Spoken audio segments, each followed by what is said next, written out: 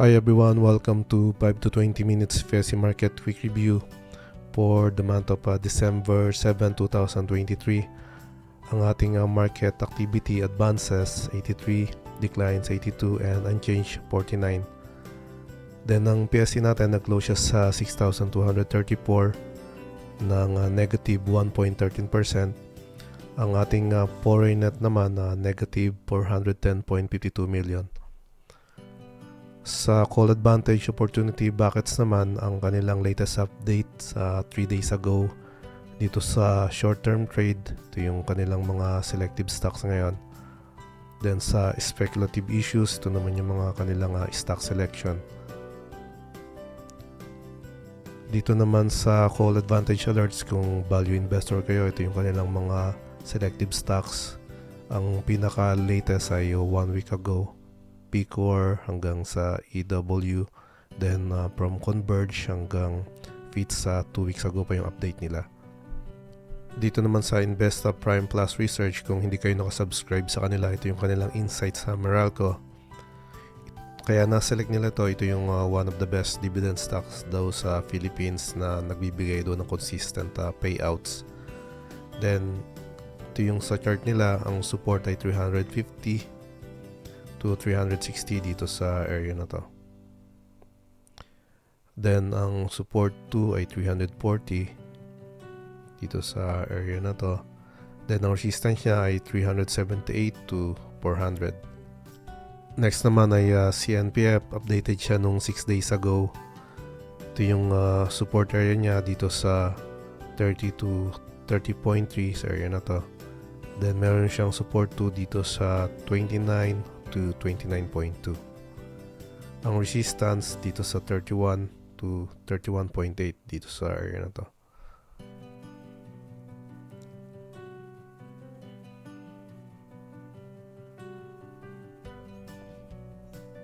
Then next, itong ICT, updated nung 10 days ago.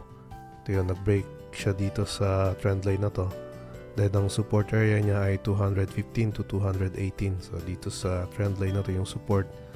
Then ang resistance area niya ay dito sa 231.5 to 236.6 area na to. Check naman natin ang mga stocks na na-select ng ating momentum screener. Start tayo dito sa Ali. Itong Ali, nag-close siya sa 31.60. Then ito yung resistance area niya.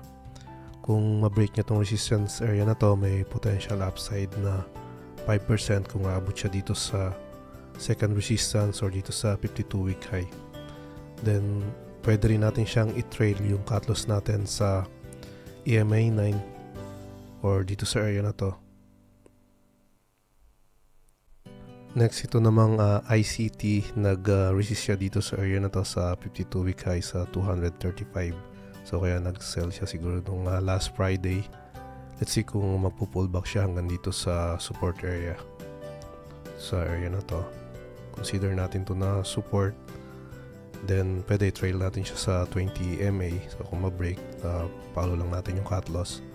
Pero kung bibili kayo, maganda dito sa area na to para mas malaki yung upside kung magbabalik ulit siya dito sa or ma-break niya tong 52-week high.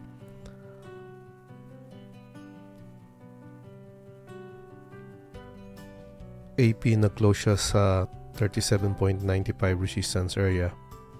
Ito yung resistance area niya ngayon, minor resistance.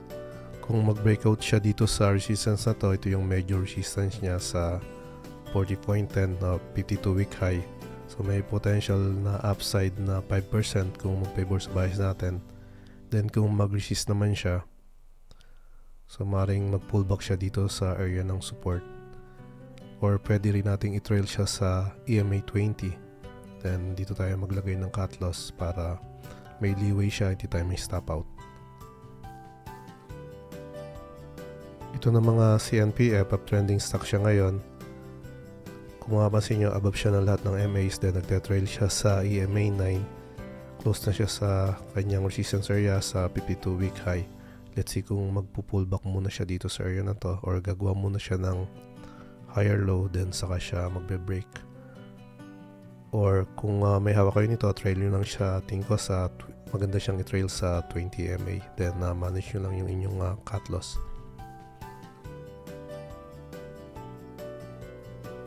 Ito namang RLC, above siya ng lahat ng MAs kaya lang range yung kanyang chart. So nasa resistance area na siya.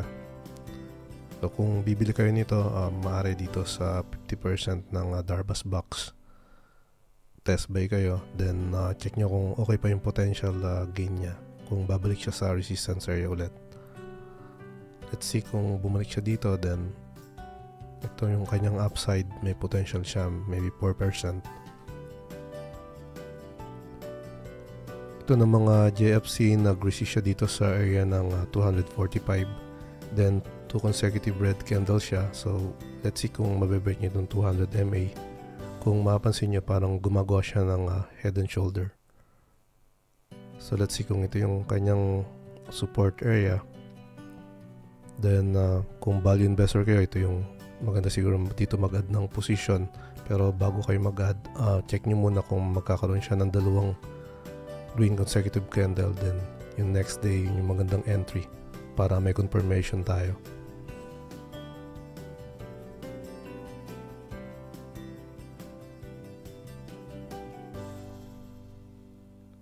So ito namang Meralco, tingin ko pass tayo kasi medyo rangy yung kanyang chart. So malit yung gains kung pupunta siya sa resistance area.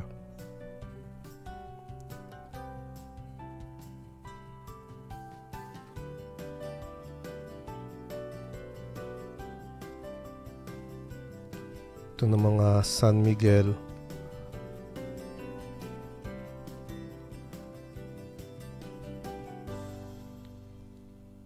So meron din siyang resistance area dito. Pero kung ma-break niya yan, ito yung next resistance. Dito sa close sa 116.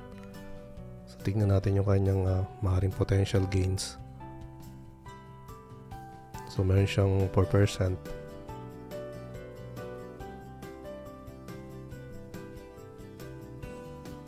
Then kung mag-resist naman siya, almost 1:1. Paring negative 4% din kung aabot dito sa area na to. Kung dito kayo maglalagay ng support area. Ito namang APX, maliit lang yung kanyang volume. Then nasa resistance area na rin siya. Kung ma-break niya itong resistance area, mag-papers bias natin, maaaring may potential gain tayo na 6% estimate. Then kung hindi naman, dito kayo maglagay ng support area or i-trail nyo sa 20 MA, maaaring potential loss din na negative 6%. So 1:1 ang risk reward ratio. So yun lang guys, sana nakatulong ulit sa inyo. More blessings to us, happy trading, and God bless. Thank you for watching guys.